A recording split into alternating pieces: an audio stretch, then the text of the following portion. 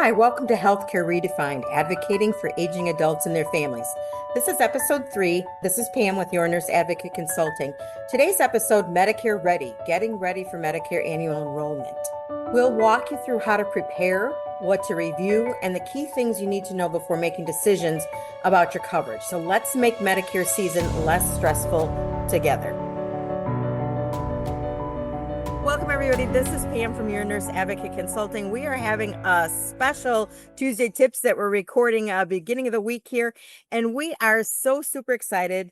We have Wendi Schoonover. She is owner of Integrity Insurance Group, and she's going to talk to us today about everything Medicare. We're getting ready for open enrollment, and we don't know how long this will go, but we hopefully will get some good questions answered for you. And with Wendi, I'm just going to kind of interview her, ask her some questions, and ask her for her expertise. This is a lot of questions come up. A lot of people don't understand the different options for Medicare coverage, so we're going to dive into all of those. So Wendi, welcome, and take just a couple minutes too to just explain how you got started and what exactly you do. Excellent. Thank you, Pam. I appreciate it. My name is Wendi Schoonover. I started Integrity Insurance Group in the summer of 2018. It became official in February of 2019, but I've been in the insurance industry since 2002.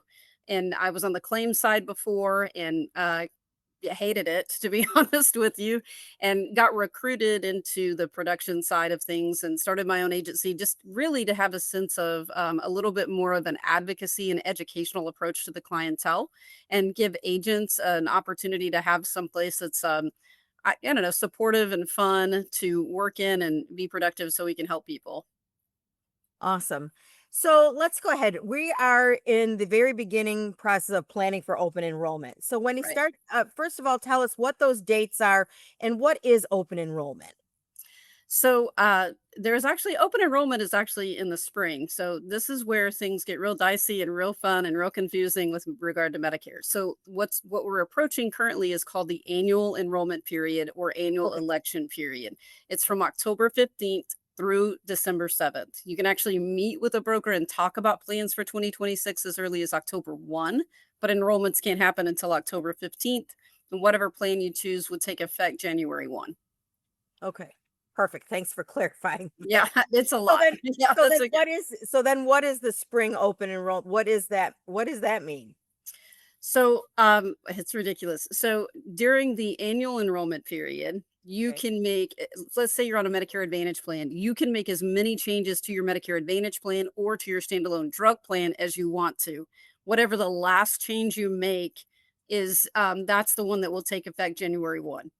Okay. You can also move from a original Medicare and a supplement to an Advantage plan, from an Advantage plan back to original Medicare and a Medicare supplement during that annual enrollment period. January 1 through March 31 is actually the open enrollment period. At that point, let's say you made a change during the annual enrollment period, Mhm. you slept on it, Santa came, you woke up and you're like, "Oh my gosh, I've made a mistake or I don't want to do this or I have another question." You can make one more change during that time frame and it will actually take effect in the month following the month you make the change. So, Okay. if you on January 2nd call me back and say, would they have made a mistake? I want to go to this plan, X, Y, or Z. Mhm. We make that change anytime in January. It's effective February 1. February would be March, and then March would be April 1. Gotcha. That's a lot, but it's nice to know Yes. that you do have that little bit of that look back to, an opportunity Yeah, to sure. change your mind. So Absolutely. let's start from the beginning. So, as our seniors, what are the requirements when you turn 60, or what's the requirements for starting out initially with Medicare? So the truth is that there's no real requirement. I'll Okay. give you a couple of different examples. If a person is already taking Social Security, they will automatically get enrolled into Parts A and B. And if they don't take any action to choose their own Part D, which is their drug coverage, Mm. Medicare will actually enroll them into a drug plan for them, and that may or may not be what they want, but that can happen. Um, but a lot of people are working past 65, so they may not want to take Medicare just yet, so they want to opt out for some time. Other people are not taking Social Security just yet.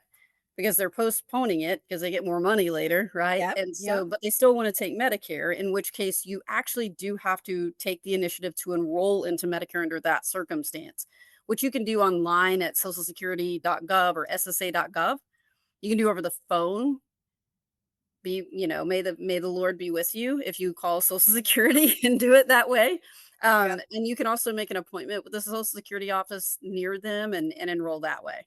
Gotcha. So, bottom line is if you're already collecting Social Security when you turn 65, no worries. They're going to enroll you in A and B. Right. And if you don't choose a drug plan, they'll do it for you. But Correct. if you're still working, you're not collecting Social Security and you turn 65 and you want the Medicare benefits, you have to actively enroll yourself. Correct. And keep in mind too, for those not working, is probably the easiest way to explain it. If parts A and B only give us about 80% of our healthcare coverage. So the whole point of what's called a Medigap or a Medicare supplement or a Advantage plan or Advantage prescription drug plan is to put a lid on that 20% gap. The gap in Medicare doesn't have a limit to it. So that 20% can be 20% of $1,000, but it could be 20% of a couple of $1 million. So that's important to keep in mind as well. That's a really good point. So, where I'd like to take it from here is for those aging adults that feel like, just the Medicare Part A and B and they would, get a drug plan. I Mhm. mean, why, what does their coverage look like compared if they were to look at adding or going to a Medicare Advantage plan or a Medigap plan? Oh, that's great. It's loaded, but that's a great question. So, um, the first part of it would be we're going to do the example of somebody says, "I don't want to take anything. Can Medicare just be my coverage?" Mhm. So essentially, there's parts to Medicare, right? So I've got Part A. Part A is my hospitalization, some skilled nursing, and some home health. Part A is the part of Medicare I don't have a premium to. As long as I've worked my 40 quarters, I won't pay, to have Part A. But it does come with a per occurrence deductible. In 2025, that amount is 1,676 per occurrence. So if I have a hospitalization in January and then I have another occurrence in March and maybe another one a couple of more times a year, every single time I have the obligation of that $1,676, right? Then my part B that does come with a premium, that premium is based on income, but it also has a deductible. That Part B deductible is actually an annual deductible, and it's only $257 for 2025. So, but that's the part that we use more than anything else. That is doctor's bills. That's not just your primary care. That is any specialist you might see, a surgeon, anesthesiologists, which are my personal favorite. Any of those guys are going to be billed under Part B. Durable medical equipment, some skilled nursing, some home health. And So what about things like therapy? Like if they go to a physical therapist outpatient?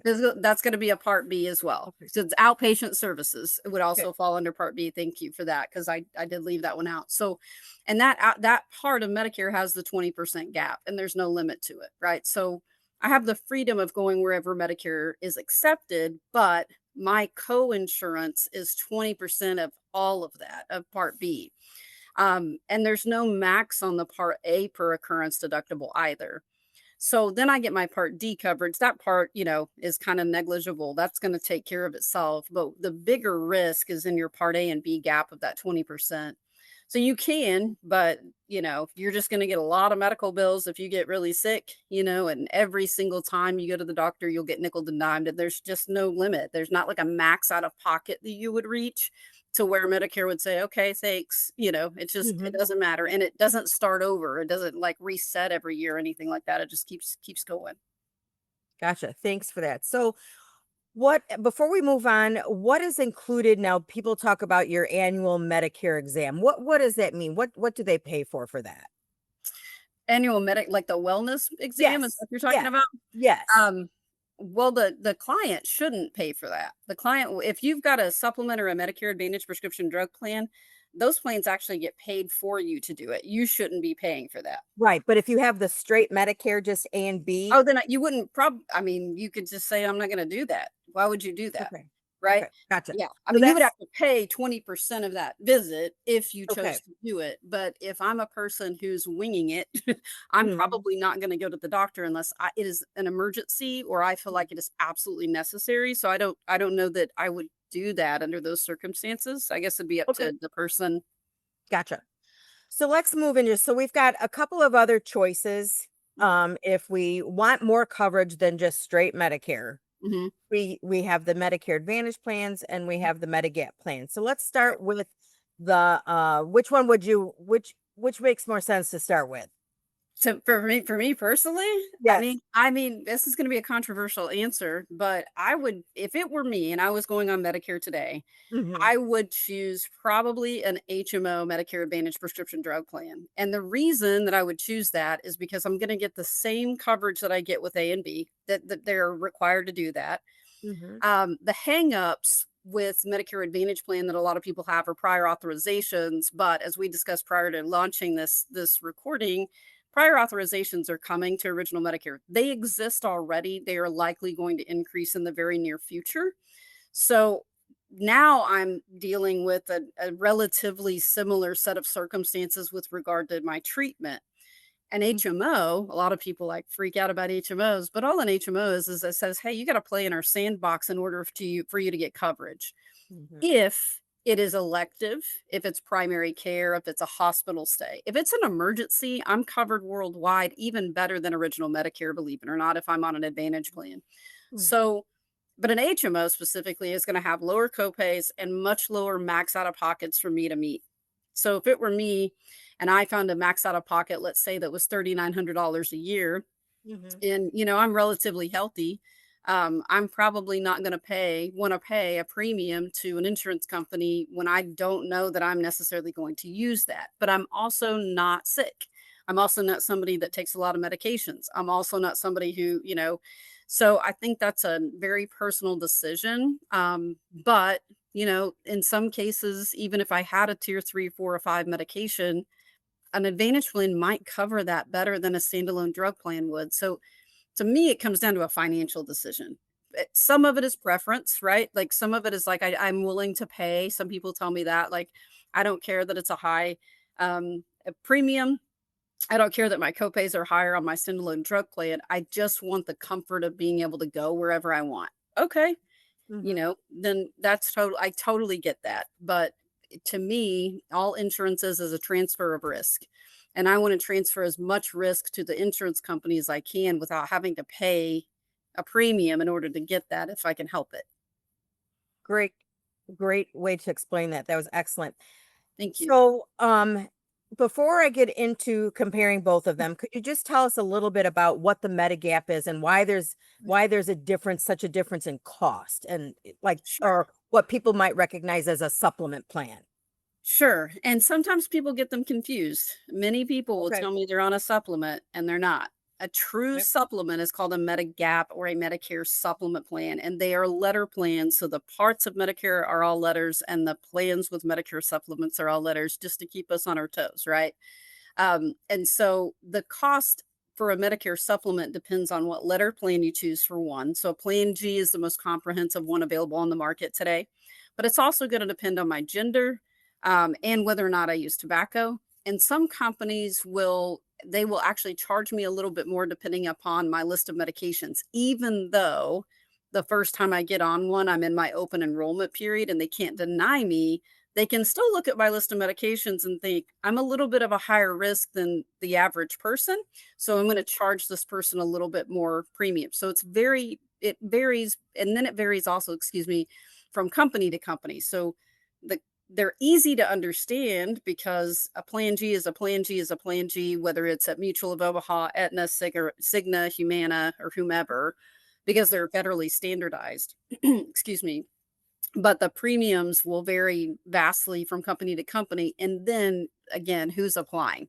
Females are always going to be less expensive because we're smarter and more attractive. Um, just kidding, guys. But females tend to live longer, so those companies know they're going to get our premiums for a longer period of time. So typically, we don't get charged as much. And then I don't remember the second part of your question. I Well, just the second part is the finance. So why is a Advantage plan the premiums less a month than the Medigap plan? Oh, that is I mean, that is a great question. So the end of the private companies set their own rates. So think of a Medicare supplement like you're getting auto insurance. So I might get the exact same liability coverage at State Farm that I get at Farmers, but Farmers is probably going to be significantly more expensive, and I'm not getting anything else more than the coverage that I bought, right? Mhm. And supplements are exactly that way. Medicare Advantage plans are a totally different animal. So they actually want to attract clientele because Medicare, the whole reason they exist, let me back up a step here. The whole reason that Medicare Advantage plans came into existence in the first place, and Congress invented them. But the reason was because Medicare was in a kind of a chokehold with regard to paying all these premiums. So there's this one perspective of, man, you don't give me 100% of my coverage, Medicare. What's up? I paid into you. What's the deal, right? But the other perspective is there are a bazillion people on Medicare. We are living much longer, right, than we were 20 or 30 years ago. And so the costs of those claims are just astronomical. So, in an effort to give number one, Medicare beneficiaries an option, but also take the heat off of original Medicare a little bit and the government, was these advantage plans. And so, what happens with those is that Medicare says, hey guys, if you'll pay these claims for us, United Healthcare, Humana, Cigna, whomever, we will pay you a flat fee for every enrollee that you have in your book. So they're going to have lower premiums and lower I shouldn't say lower copays because some of those other ones don't come with copays, but they're going to have lower premiums because they're trying to attract us to them. But the other part of it is that Medicare's paying them to do that. So anything that they can do to incentivize people to enroll in them, like combo that pay the higher tier drugs better, right? Yeah. Give us dental, vision, and hearing. Anything like that, give us a zero premium, or there's one plan I can think of now that's only $24 but has a $4,000 annual dental benefit. That's unheard of. Wow. Wow. So Yes. yeah, so it's like, you know, a lot of people don't like them because of the prior authorizations and things of that nature. But the truth is, they work super similarly to an employer sponsored plan. So if you, and maybe you didn't like that either, Mhm. for Mhm. to be fair, but people who are retiring, it is a very smooth transition for them because Medicare Advantage plans don't come with deductibles. So all those deductibles we talked about with original Medicare, it's actually covered for you. Mhm. You pay copays as you see specialists, Mhm. maybe a physician if you choose a PPO, or excuse me, primary care if you choose a PPO, a flat copay for any testing, hospital stays, and then you've got a max out of pocket where that contract says no matter what happens to you in this calendar year, you're not paying more than whatever that number is, if that does that answer your Yep. question? Did I go off the rails too Absolutely. much? Yeah. Okay. Yeah. Okay. So No. good. I mean, I tend to do that. So Mhm. No, no, that's great. And so leading that, so now that we have a little bit of background on both, mhm. is are there times, when as you talk with your clients, what are some considerations people need to look at when determining which one be best for them? Like one of the scenarios for us being in Wisconsin, we have a lot of snowbirds. So they question whether or not a Medicare Advantage plan would benefit them if they're spending 3 or 4 months in another state. So, or if they travel internationally, I mean, what do they need to consider when they're looking at which plan would be best suited for them? Absolutely. It took me a minute to process the term snowbirds, and I was like, "Oh, I gotcha." Sorry. That's I'm like, I'm over here in Oklahoma. I mean, we get a lot of snow, but probably nothing like Wisconsin. So, what I usually tell people is, if you choose a national company, so I'll use United Healthcare as an example. Excuse me, they have what's called a national HMO. So, let's say you're a person that's like, I want to do an HMO because I want to protect myself and I don't want to pay a high, copays or whatever. As long as wherever you are going to stay for those several months a year is in network with the plan that you choose, zero issues. You could also consider a PPO. A PPO is going to give you out of network coverage. You just pay a higher copay or, for that freedom. Mhm, You may want to do a supplement in that example. People oftentimes the two things that I get that people are concerned about are travel and emergencies mhm, specifically. Which, mhm, because I always tell people, they'll be like, "Well, I'm traveling," and I'm like, "Okay, well, if you're traveling, are you going to go get your like toenail taken off?" Like, probably not. You're probably going to wait till you come back home, right, to go to your primary care and say, "Hey, I want this ingrown toenail taken off," or whatever it is. mhm. So if it's a non-emergent issue, the likelihood of you seeking care where you're staying is pretty low. And so it leaves emergencies, right? So emergencies on a Medicare Advantage plan are going to be covered.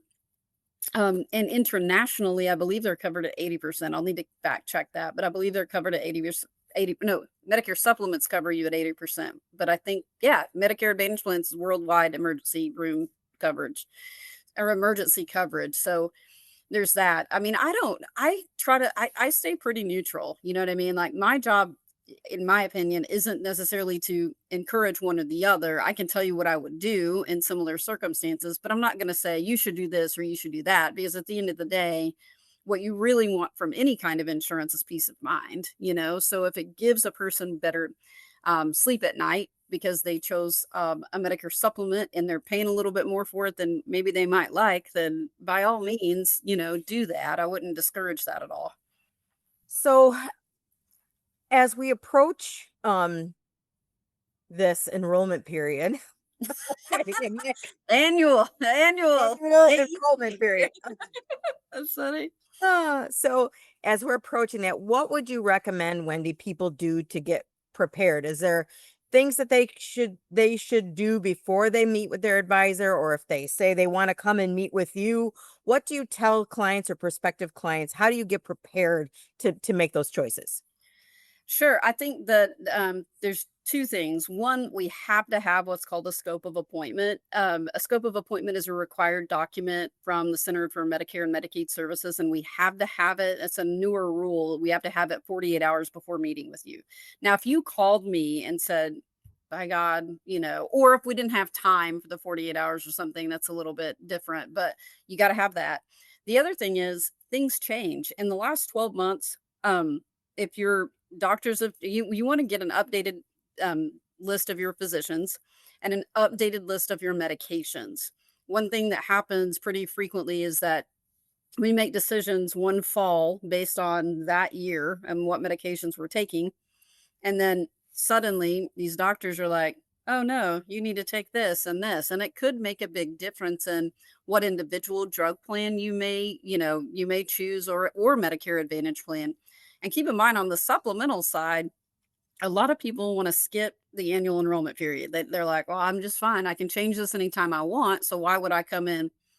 It's for your drug plan.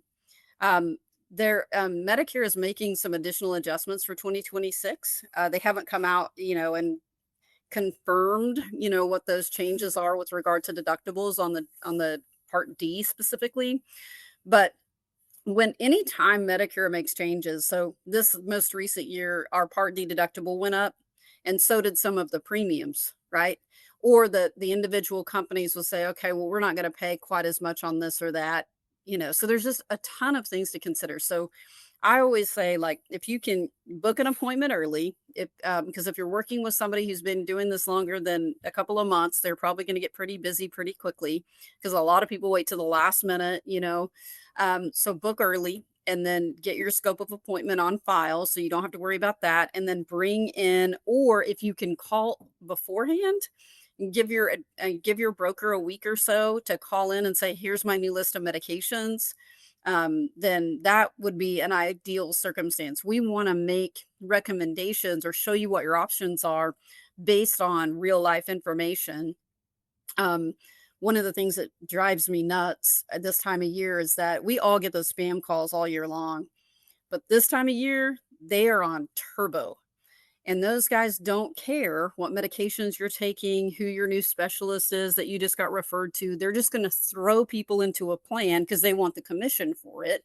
And you may never talk to them again. So Mhm. that those are the three, like, be very, very vigilant this time of year on your phone. Don't answer it. If you don't know the number, they can leave a message. Do not give your Medicare information over the phone. I know I'm going off on a soapbox, but it's very dangerous.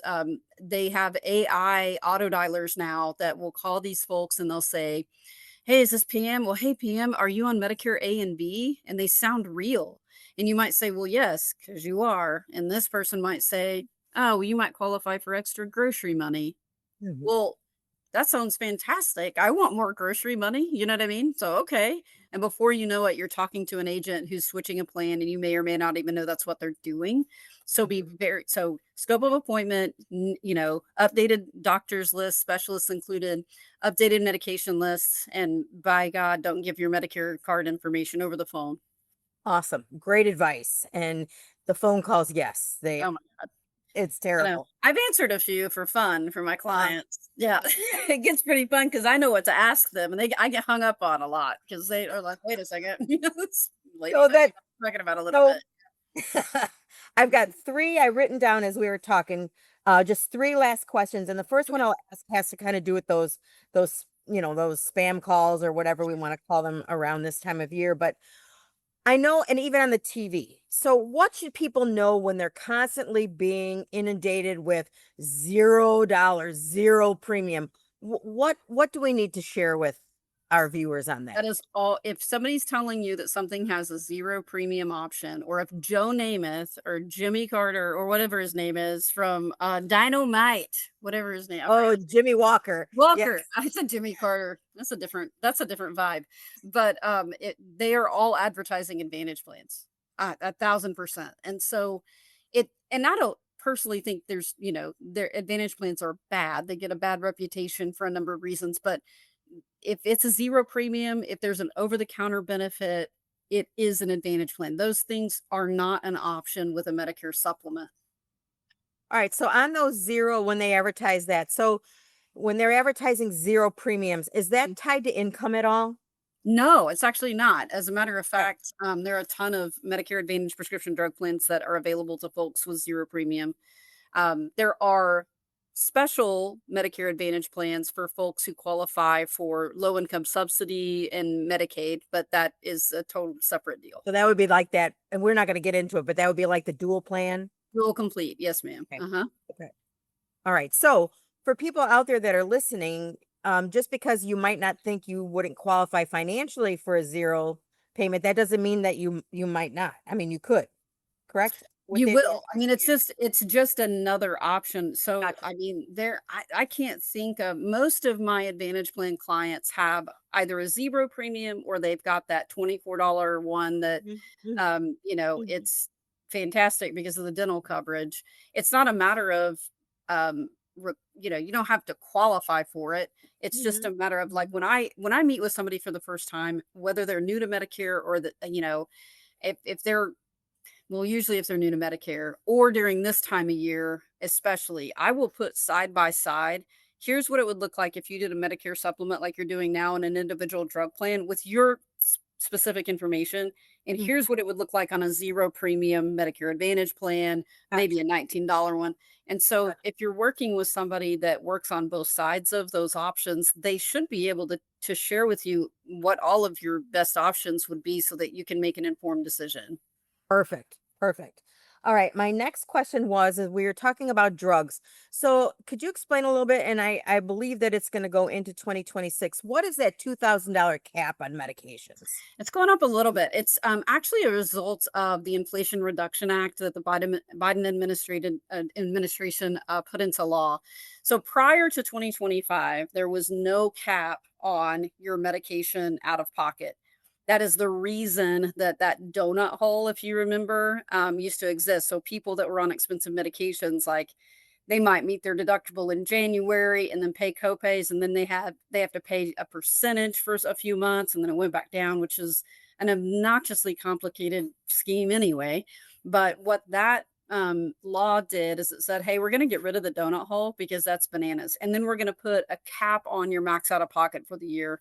It still might mean that you meet your deductible early on in the year, but it wouldn't you throughout the 12-month period for 2025, you would not pay more than $2,000 out of your own pocket.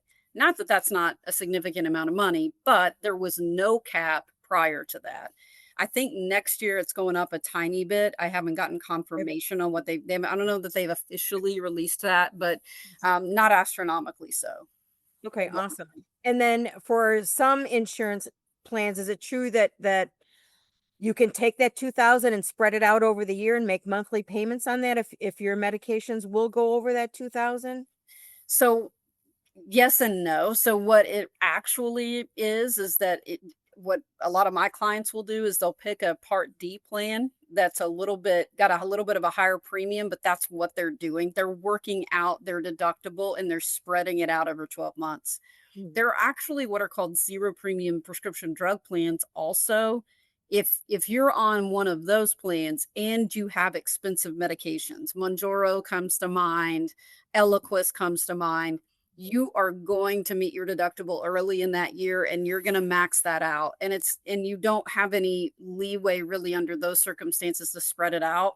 But what you can do is get a different prescription drug plan that would spread that out for you, if that makes sense. So Yeah, your and copays are a little bit less, but your premium's higher. So yeah, yeah, you're and gonna the pay reason one why I or the bring yeah, the reason why I bring that up is I do have a client, she has a Humana drug plan, okay. and she's on some expensive COPD inhalers and things like Oh, that. So healers, my God. Yeah. yeah, so she was going to, I think by May or June, reach that 2,000.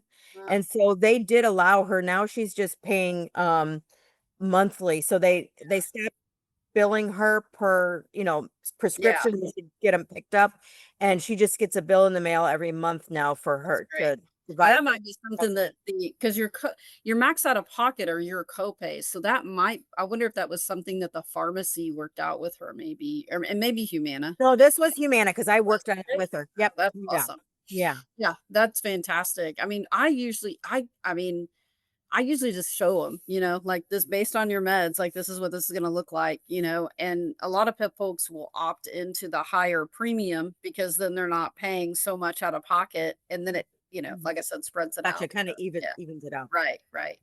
Then I think my last question is as we talked a little bit about this offline, but there's talk about, and if you could explain this, that some people are frightened to try or go on a Medicare Advantage plan Mhm, because they're told that if they have a chronic mhm. disease or chronic illness, that they can't go back to a supplement. So could you kind of talk about that a little bit? Sure. And it's we're human, right? So fear typically drives our decisions. And a lot of folks will tell me, well, what if I get cancer? And I always say, well, what if you didn't?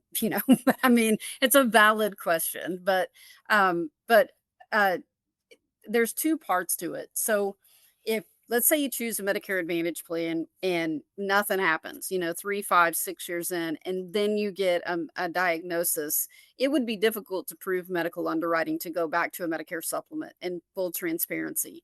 However, if it is the first time, so let's say you hadn't tried a supplement before Mhm. and you just went straight Medicare Advantage to start out, it's the first time you've tried a Medicare Advantage plan and then you're going back, you can actually do under those circumstances, you can go back to original Medicare and a supplement with no medical underwriting. Here is the thing that I would love for us to think about though. And I'll give you like a real life example. My mother, and I am not going to tell you her age in case she sees this, but she was on she was on a Medicare supplement for years, decades. She's never gotten a chronic illness or anything, but she got to the point where she was paying somewhere in the neighborhood of I want to say around 320 some odd dollars on her Medicare supplement. So I was like, "Look, mom, let's think about this from a financial perspective, right? You are paying 320 whatever dollars a month, whether you use this plan or not.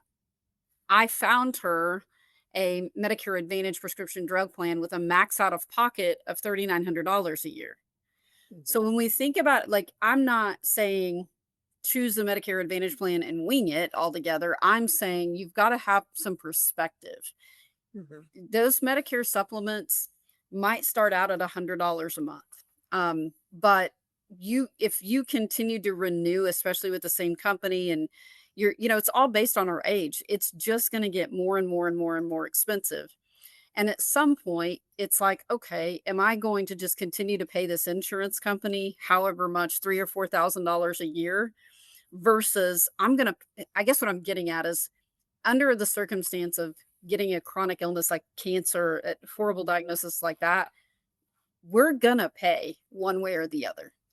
I mean, there's just not, your Medicare supplement is not gonna stay at 100 or $120 a month. You know what I mean? Now, for people who can withstand that, great. But I mean, people that I deal with are living, month to month on just Social Security. And at what point do you say this isn't making financial sense anymore just based on the math alone?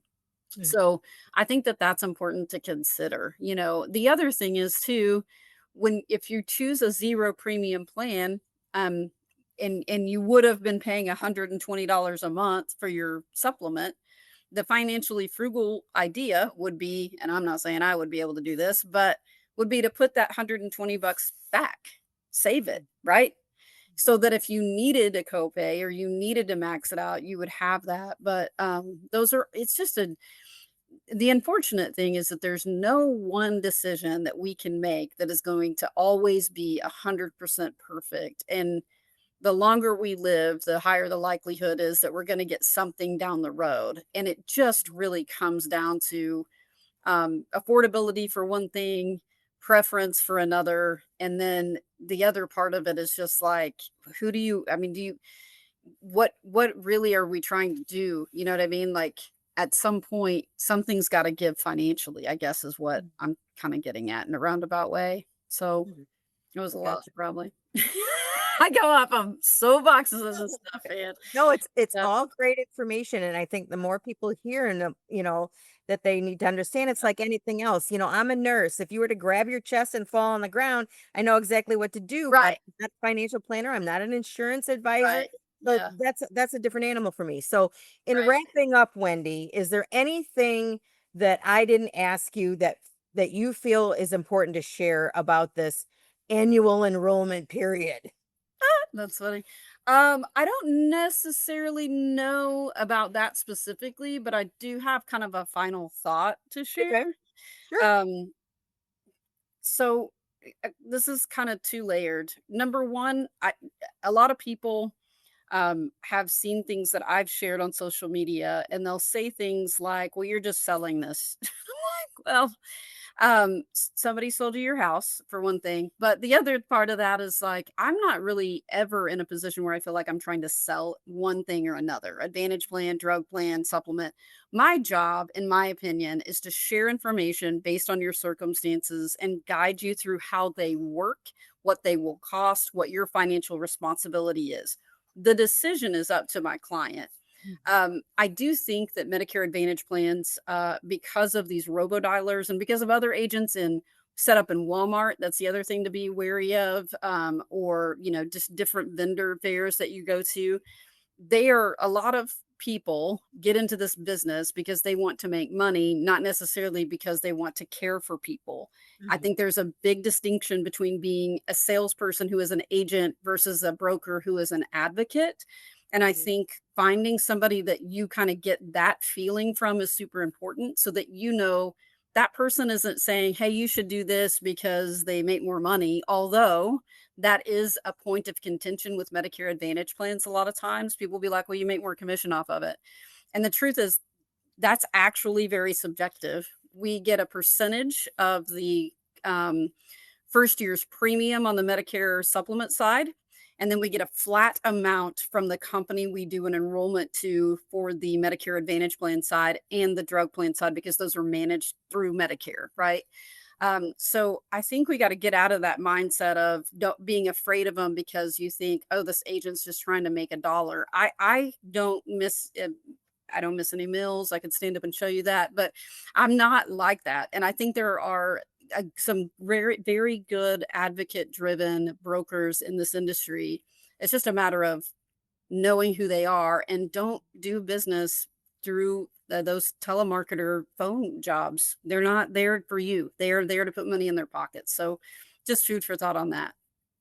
No, I appreciate you taking your time, and I know that if anyone that's listening or we share this video with, I know depending on the state, you may or may not be able to help them, but I know you can point them in the right direction, and I know you've recently been able to help those of us in Wisconsin. So I got Wisconsin, Colorado, Delaware, Oklahoma. I'm still waiting on Arkansas, Texas, and Kansas that I applied for. But I work with what's called an independent marketing organization that has agents nationwide. So don't be afraid to reach out to me. I might be able to point you in that direction for sure. awesome. So in the description of the video, and we'll have the replay on our YouTube channel as well as I'll be sharing it. So I'll make sure that when to have all your information. But just to share, what would be the best way for people to reach out to you if they would like to just talk to you about the Medicare? Oh, sure.